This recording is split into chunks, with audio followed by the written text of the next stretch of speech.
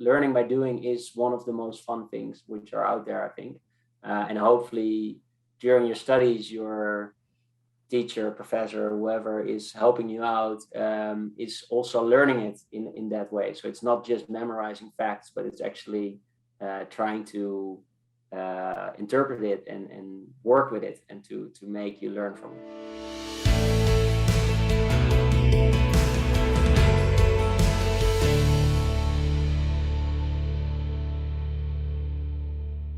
Hello, everyone. How are you all out there today joining us? Thank you so much for being here with us as we have another well-rounded student webinar, part of our series.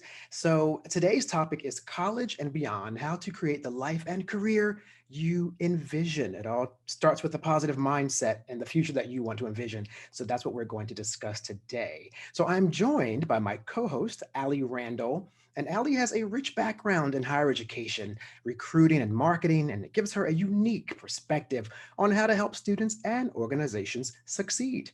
As for me, Corey Andrew Powell, again, your host and your co-host, and I wear many hats myself. So I'm a copywriter, content producer, podcast host, and interviewer, and I actually am the host of the Motivational Mondays podcast here, produced by the NSLS. So if you haven't checked that out, please check us out. Motivational Mondays, a lot of great inspiration that we bring to you every Monday to get your week started off. Now, our special guest today is Marnix Broer. He is the founder and CEO of StuDocu. So he studied at Delft University of Technology in the Netherlands, founded the sharing platform StuDocu together with three of his friends. And today the platform provides 15 million study documents that have been shared by over 22 million students, and they are accessible to everyone in the world. So we have a specific agenda that we're going to cover today as well, beginning with knowing your why, goal setting, planting the seeds for tomorrow, transferable skills, and then we're going to go into a Q&A and discuss our internship program. So we're going to kick it off right now. I'm going to bring it over to Ali, and she's going to begin with knowing your why. Yes. Hello, everyone. Thanks, Corey. It's wonderful to be here with everyone. So as Corey mentioned, our topic today is being able to envision the life and career you want. The idea of an integrated life, a balanced life. Those are all things that we are probably familiar with. I'm sure we all have goals, right? Whether they're big or small. And to be able to bring that full circle, we want to be able to have a plan. So we want to talk about goal setting. We want to be able to discuss why we're passionate about what we're doing. All of this is going to help drive that lifestyle that we want to create for ourselves post-college. I know I've used a lot of these techniques, and I can tell you, 10 years-ish post-grad, I am definitely living a lot of the things that I set my mind to. I know that, Marnix and Corey, you guys can probably say the same. So let's start with knowing your why.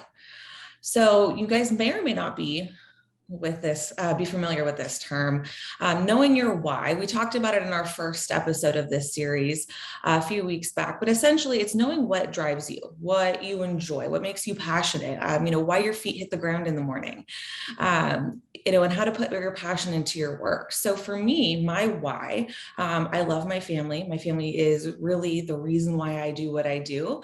Everything I do professionally is to drive a peaceful and robust family life, where we don't have financial concerns and we don't have a lot of the stresses that so many of us experience, right? My goal is to alleviate those things with my professional pursuits. I also enjoy working with students. So I love working in higher education, and I've done that for the better part of a decade. So all of the things I do daily fulfill me and get me closer to my goals. Corey, I know you have such a fun life story. I love it. But I'm curious, what, if you kind of had to boil it down, what would you say your why or some of those motivators are? Well, it's funny, my story has, when I was a kid, I was going to be like the next Michael Jackson. That was like the goal, right? And at some point, okay, that's not really going to happen. So what becomes more practical? And, it's amazing that we have very similar story, Ali, because at this point, what I want is for the resources, to have the resources to take care of my family. That includes my mother and my partner and extended family if I need to, just to be comfortable in life. And that means I have to put forward the work and put in the work now while I can, to make sure that I have the secure future. And that's not saying that I want to be rich. It's saying that I want to be comfortable and be able to take care of my family. So it's really interesting. You have to define those goals and, have a clear vision for what you want for your future. Yeah, definitely. Marnix, I'm curious for you, right? You've accomplished quite a bit in your young life. So I'm curious if you had to, share kind of what your why is, how'd that boil down for you? It's I don't really have a huge goal for a why, but I do have a lot of drivers, and I think I'm very driven by building stuff, and I've experienced this from when I was young, so from building your own furniture or your own bike, these kind of things. But now also when you get a bit older and you get a bit more professional, let's say, I like to build stuff again, and that's what I'm doing now also with my professional life, and I enjoy it every day. And it's both the small things which you build every day, but also the longer term goals which you're building onwards. But if you can chop everything into little pieces, I guess, and those drive you by finishing stuff and seeing stuff being created out of nothing. Yeah, I know that. I think that I love how you put that, making something out of nothing. And I think especially in the space that you're in, providing a resource to students where they can share community, share knowledge, share information. That's such a wonderful thing, right? And I think that, as being part of higher education, that's part of my why, is helping establish bridges for students. That's part of why I'm doing what we do here. So with that, right, goal setting, right? We talked a little bit about how you can chop up these bigger visions into smaller pieces. So some of our, I guess, kind of foundational things with setting goals with our leadership development is what we call our SMART goals. So it's an acronym, those fun things from elementary school. So a SMART goal, right? Specific, measurable, achievable, realistic, and timely. So looking at those things, right? I know in my career, right, in my personal life, I've had to get very specific when we're seeking, goal achievement, whether it's to increase income or to get something that you want, whether it's materialistic or philosophical, right? So asking ourselves these questions of like, where am I starting? Where am I going? What habits and skills do I need? How much time? Marnix, Corey, both of you, I'm curious, like with you guys in your pursuits, how have those questions played a role in defining what you're trying to do, the goals that you have? I'll let Marnix answer first. Okay. Yeah, for me, it's right now I set a lot of goals, and I start with objectives. So especially when running your business and building out a team, you need to communicate also what the objectives and the goals are. So you're sort of forced to do that, and it does show now that it's really helpful. And it would have been even more helpful if I would have learned this from a couple of years younger, let's say, because the nice thing about setting those objectives, and we call it objectives and key results, is that you really know where you're heading to, and you also make sure that you're not spending time on stuff which is actually not contributing to that objective or to that goal. And the same now we do with the team. So we set objectives for per quarter actually, but these are all coming and derived from the yearly goals and actually multiple year goals, where I say, okay, this is where we want to go. It's sort of a vague direction still, but if you then 5 years ahead back to today, like, okay, then at least I need to take these steps. So that those then making measurable actually. So it's very related to the SMART way of setting your goals. But to be honest, setting those goals hasn't been always part of my life. I think where I was born and raised, you had these typical standard goals of go finish your school, go finish high school, go to university, finish a degree, etc. And only when studying actually, so at university level, I realized, okay, I'm just following the standard set of goals which you face and being taught by everyone, and everybody's doing the same. But that's where I realized actually you should set your own objectives and your own goals. Makes it much more fun, and you also start doing actually things which are not per se the standard way of doing so. But in my case, I'm pretty happy that I chose to at some point say, okay, studying is fine and graduate, that's really good. But at the same time, I don't have to take the next step, for example, like go make the career at the consulting firm, which everybody chases, but actually go start doing something for yourself. And that's where I would have loved to learn that earlier in my life, let's say. But you always have time, don't worry. Still, it's good to think about it and set some goals for yourself. Yeah, I would second that. It's funny, I have a very similar situation too, where I didn't go to college right after high school, like all my friends, right? So I had a very different vision. I wanted to go to New York and I wanted to be a performer. I wanted to audition for Broadway shows and for television, and I wanted to sing and dance. And my mother thought that was not a secure future, because she knows how difficult that can be. And I wanted to work in music. So I share that story often because what I learned is if you stay focused on your goal and you persevere throughout, no matter what, you have a real serious innate belief that you should be doing something, like I did with working in music. How it turns out is years later, today I do work in music. No, I'm not Michael Jackson as I had originally planned, but I am a Grammy voting member. So I vote for the Grammy Awards. I mean, that's a prestigious honor because I have enough music that I've produced now commercially where I'm a songwriter and I've worked in TV and film. And so sometimes you have to allow yourself to set goals, because when you go for them, you may not reach the finish line, but you might get a couple steps away from it, which is in the end actually okay too. So just dream big and make an action plan to go get what you want in life. That's what I would say. Yeah, I love all of that. I love the action plan, right? And even for both of you, it's these techniques and tools may not have always been part of the journey, right? But you've always been focused on the end goal, right? Which is having a certain lifestyle or feeling a certain way about your life. And, I know, at least for me, I try to be a rather organized person, especially with my goals, right? And the things I have to do to achieve them. So there's a concept of habit tethering. I don't know if you guys are familiar with that, but it's how to build new habits, how to build new skills.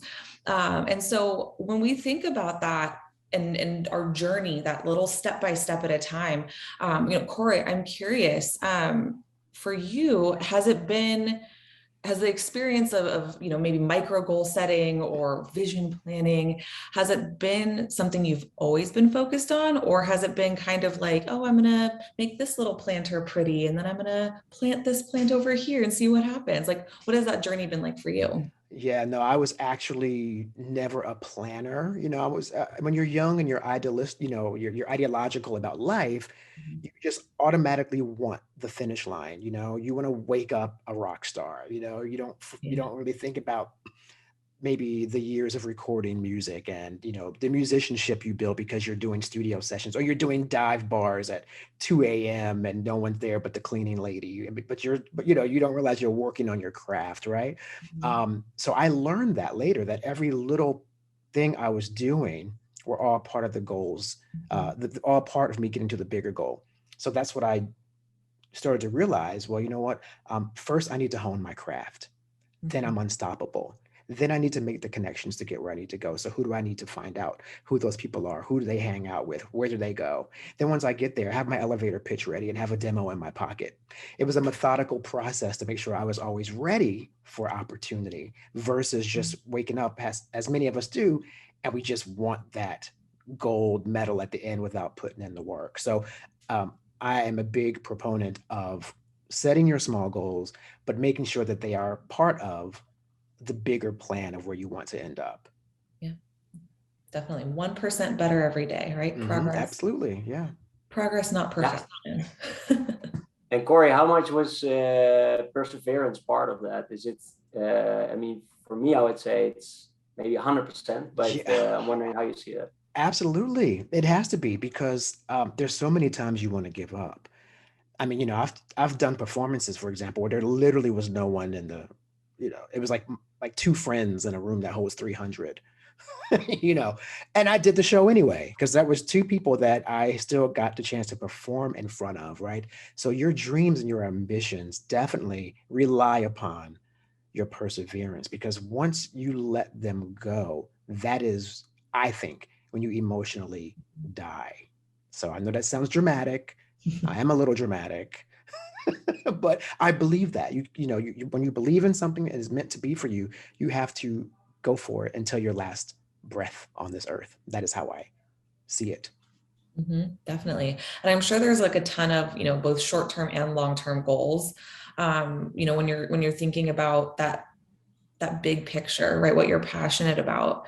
Um, Question for both of you again. When you think about short-term versus long-term, how do you guys think about those two different things, right? Whether it's, Marnix, you mentioned earlier that you guys outline things quarter by quarter, right, in the business world. Yeah.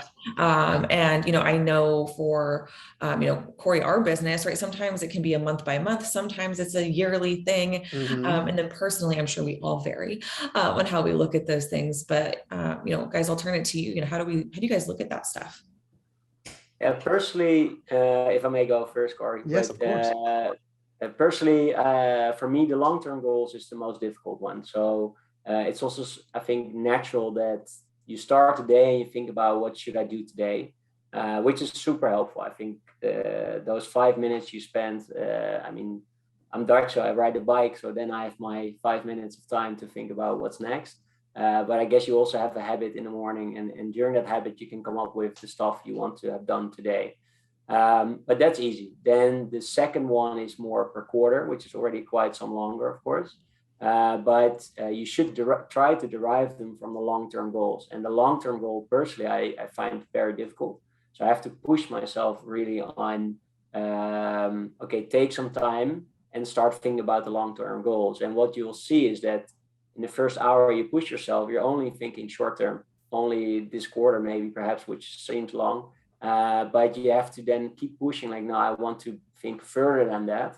And where am I then? And where do I want to be in 5 years or in 10 years from now? Which are very difficult questions. And I totally agree with Corey that you'll probably not end at that goal which you set today in 5 years or 10 years from now, but it will point you to the direction.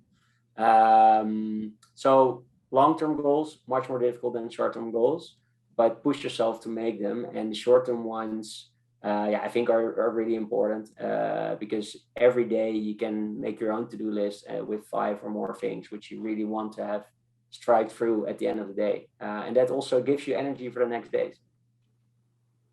Yep, I agree. I know that I think the large goals are typically the ones that are seemingly the more difficult. They're the ones that are going to require a lot of perseverance, as we discussed, a lot of belief in that end game. And I often remember something that I've read that Oprah Winfrey said, who's like one of my gurus.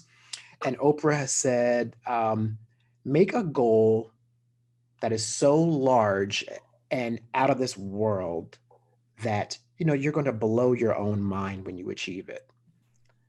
Like go for the biggest goal. And so that is how you actually fall. If you have to fall short of it, that is how you're still in a good place. Like go for the biggest goal out there. So I believe that, you have to have this sort of like, almost what you might deem impossible large goal, because you could get there. Who knows? But if you get close, it's awesome.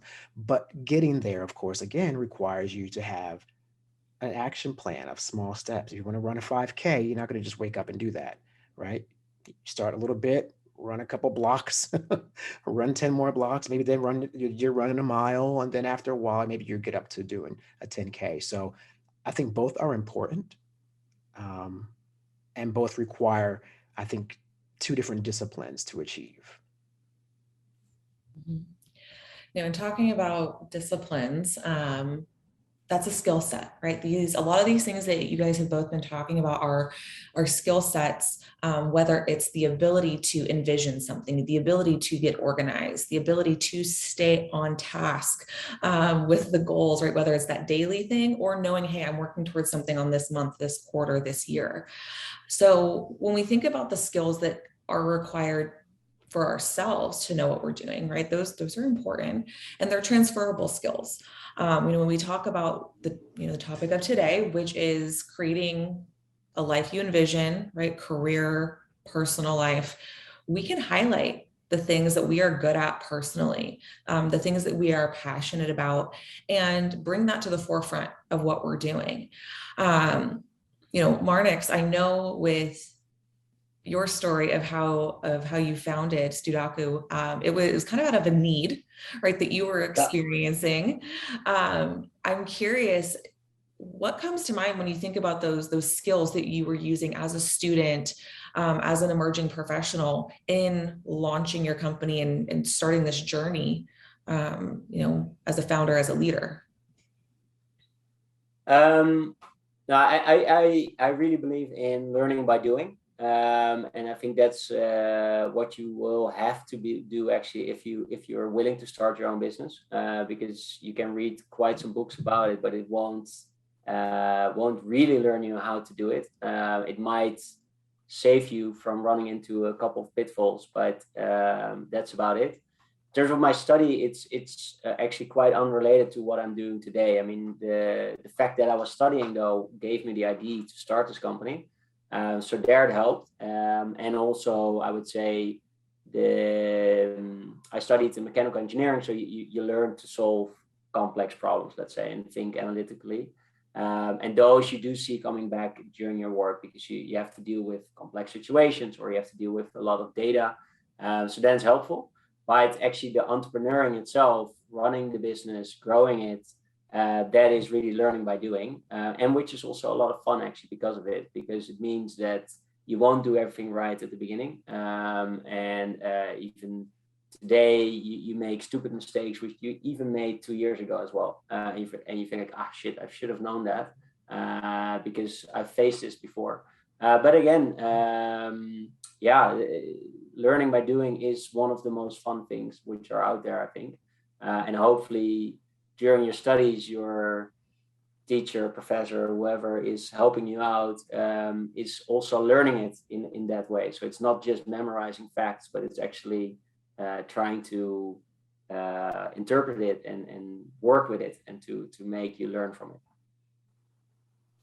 I love that. And I love the learning by doing, especially as we become adults, right? We get, our frontal lobe finishes developing, but that's actually how we learn, is by doing, right? Their book learning only can go so far. And so I love that it's, you have to put it to practice. You have to get your hands dirty, right? It's not the saying you have to get in it. Yeah. And Corey, with your experience, right? You have a very vast experience, professionally, personally. I'm curious how much transfer, how much crossover there has been of your skill sets from one area to the next. I love this question because I think a lot of students or people who are considering going back to school might benefit from the experience that I will share, which is, as I mentioned, I went to New York and, didn't have a degree and had to work, right? So I, went and worked as a photo assistant in fashion for a photographer. I tried to work around the industries that I liked, right? So I was an assistant in advertising at Young and Rubicam. Unbeknownst to me, I had landed at like the biggest ad agency in the world. I had no idea what a Young and Rubicam was, right? And so I had done all this stuff. So when I decided to go to college later at 36, I went back and I was able to create a portfolio of all the things I had done in New York City that pertained to the elective creative arts that were offered in the college that I attended. And I was able to then get credit for life's work. And I wiped out an entire semester by going to them and saying, here's what I've done while I've been without a degree for the past 15 years or so. Does any of that apply to these electives that you offer? And the actual real hands-on experience that I had done in New York City literally was worth an entire semester of college. I had to thoughtfully explain why it was relevant and how it pertained to my degree. But it's a prime example of, as Marnix said, yes, the academia is important, but I want college students, no matter what age, to also understand you have to also go out there and feel and touch and experience, right? Step outside your comfort zone, because that is where your real survival and basic instincts come from as far as your own success that you'll achieve later in life. So that's what I believe, because that's what worked for me. I love it. I love it. Well, I think it's safe to say that as we look at bringing our skills to the forefront, right, and what we're passionate about, there's a commonality, at least between the three of us, that we're passionate about helping students, about helping people, right, bringing community together and sharing what we know about whatever it is we know about with others, right? Being those connectors with people. And Marnix, I'm wondering with your company and the vision that you have for it, how do you envision yourself being able to help and drive student success? Well, I think StuDocu is a very helpful resource to drive success of students. So it's something I think all students face in life, is that when you start preparing for your exams, you want to have some literature to dive into. So lecture notes, course guides, study guides, book summaries, can be anything. And the thing is, many of those have been written by other students already, and you know that, so you try to gather those. But gathering those takes time, and that time you could have actually well spent on studying if you would have had them at the spot. So that's also what we were facing at university, is that when we were about to study, we first had to gather all the notes from our friends. This literally could take a couple of days, and even then, when you were studying in the library, you would always keep an eye out. Is there someone else maybe with a better set of notes, or maybe some practice material which can be helpful to practice for the exams? So we thought of, it's the 21st century, so let's build a platform for this and bring all notes together at one place, so you don't have to look for them and gather them anymore. You can just find them within a few clicks, and that's where StuDocu was born. Students started sharing their notes with each other, and suddenly everybody had their notes ready in just a couple of minutes. Later on, I realized that it's not only saving time, and so it's more efficient and you have better notes to study from, but I actually also realized that we were sort of creating a level playing field for students, because there's actually, you could measure the number of notes you have in your possession. It was very proportional to how many people you know. So the more people you know, the more notes you have. But it also means that if you're not such an extrovert, or your social network is slightly smaller, then you would also have less notes. While in the end, you do have to do and pass the same exam. So that sounds actually quite unfair, that there's a large group who actually has way more knowledge available and to study from than the other group. And now with Sadaki, we also solved that one. And this one is something we realized later, but it's very good to know. And right now, it's very nice to see how much people like the product, how much we can help other students. And the great thing is actually that, Sadaki helps other students, but it's actually the other students helping the other students, because we're just the connector. We're the ones which created a platform to share those notes. But in the end, it is one student who helps the other student. And that's what we keep doing. We're helping a lot of people already, but there's a lot more students to be helped. And at the same time, we're trying to find new features to help them even more. So to name one of them, I remember was when you studied, then suddenly you're stuck. And you don't know how to go further. You need to get that answer. Otherwise you don't understand the rest of the things you have to learn. So then you would have to reach out to someone who could help you out there. And now we started offering at the same platform a tool where you can actually get your answer, to get unstuck and to see where you can go to now.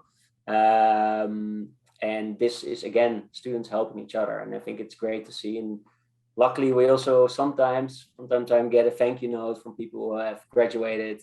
that how helpful it was, or that they're actually also very pleased that they were able to help others as well. I mean, it does give you a lot of good karma points in life. So I can totally imagine for the students who are helping the others that it's also super nice. I love all of that, and just the the kind of hidden mission that has been shown itself of leveling the playing field and really driving that equity between students and the community as well. I love that. So as we look here, I think we might have a few questions. Corey, what questions do you see coming in here? Yes, well, for Marnix, there is a question here, which is, was there a pivotal moment or a aha moment that made you realize you were on the right path with this new business venture when you started? Okay. Well, there was an aha moment and there was a pivot moment. Okay.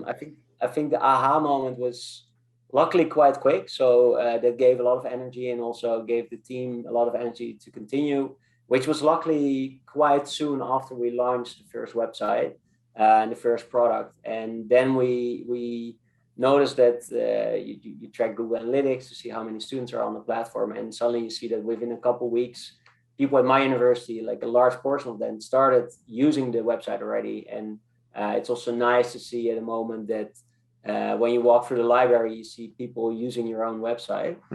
So that was the aha moment of, okay, we got something here. People are really helped. We're not the only ones who are helped because we build it out of our own needs, let's say. But the pivot moment was actually when nearing graduation, because we had a platform which was entirely free, which still right now 80% of everything is entirely free. But back then 100%, but we had to graduate and then we had to provide ourselves a living. So we needed to do something because we had zero revenues. And at the same time, we also noticed that there was a lot of students using the notes which are shared, but sharing themselves was not always the first thing you would think of when studying, which is completely understandable though. Right. But then we thought of an incentive system where people can upload their own notes or pay a very small fee per month to access the top 20% of the notes. And this was very scary because we went from a 100% free product to an 80% free product. So you could argue it's still super nice, but still the 20% was suddenly locked behind this. You have to upload or you have to pay a bit. But actually from there on, after introducing it, students started uploading all the time. We got a little bit of revenue in, so we could actually provide ourselves a living. And by getting so much more documents in from other students, there was much more value to be found on the platform itself. So also the growth was increasing a lot because of this. So this was the pivot, which luckily worked out really well. It was out of necessity to do it, but in the end, it was a good decision that we made. And now, because of that, actually, we can still work on it. But at the same time, there's lots more notes being shared and therefore more value being created for everyone out there who are now studying. It's funny when I hear that response. It's such a great response of integrity. What it reminds me of is like, when you do things with the best intention, with pure intention, like your intention was to help students. It wasn't like, let's go make money off of people. I just find that to be really, really a testament to anyone out there, who's pursuing something, to remember when you are impeccable and have integrity with what your mission is, then you can expect to have a really, hopefully, I would say, successful outcome. So thank you for that answer. And then one more question for you, which is, what are some steps people might take to get closer to their long-term career goals? I mean, like internships are kind of cool, I think, but that's just me throwing that out there. No, yeah. I mean, if you don't know what your goal is, which is fine, you should search one, I guess. So indeed, an internship could work, but having all kinds of different side jobs can also work. I mean, it's there you will explore the work life and see what makes you happy and what gives you energy after you fulfilled the task. And the ones which make you happy or give you energy or you feel nice about it that you just finished it, those ones are pointing to the direction you should go yourself. Yeah, of course, I'm biased, so I would always say find this direction and then start something for yourself. But it doesn't really matter whether you want to build your own business or actually want to join a nice team. I mean, there's so many, especially now, there's so many cool companies with all kinds of nice goals. Like I said, not to make a lot of money, but it's actually really about helping some people, nature, climate change, can be anything. Mm-hmm. And there's so many nice things to support. So join those teams and see where your passion is. That's a very interesting point to point out to people. We often talk about how I think the old ideology was to chase a job based on how much money they were offering. And that is pretty much, what most people, that's been the construct of going out in the world and finding, a job. And I do think that what happens though is you can find yourself in a very miserable situation if you're not aligned with a brand. And we talked about that in a previous webinar. So I just want to reiterate that because it's really important. Money is great. We all need it, but you can be miserable at a job because you chased the money and they're not aligned with any of your causes or what you believe in. So I just urge everyone to keep that in mind as they pursue their careers. So, yeah, I mean, you spend so much hours of your life working, well, then it better be fun. So make sure that indeed the things you do is not just because you want that nice salary. It's more, is it really giving you that energy of the day and the week? That's what you need. Definitely. Agreed, sir. Yes. Mm-hmm.